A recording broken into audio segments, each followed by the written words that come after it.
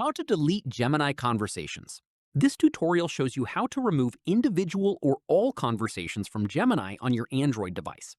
First, open the Gemini app on your Android device and tap the three lines at the top left to open the side menu. From there, you'll be able to see a list of your recent conversations directly in the panel. To delete a specific conversation, press and hold on it, and a delete option will appear. Tap delete and confirm to remove it. If you want to clear everything at once, tap the gear icon at the bottom right of the side panel. Then tap Settings. From there, tap Gemini Apps Activity. This will open an in-app browser, taking you to your Google account's activity page where all your conversations are stored. From here, tap Delete and select All Time to clear your full conversation history in one go.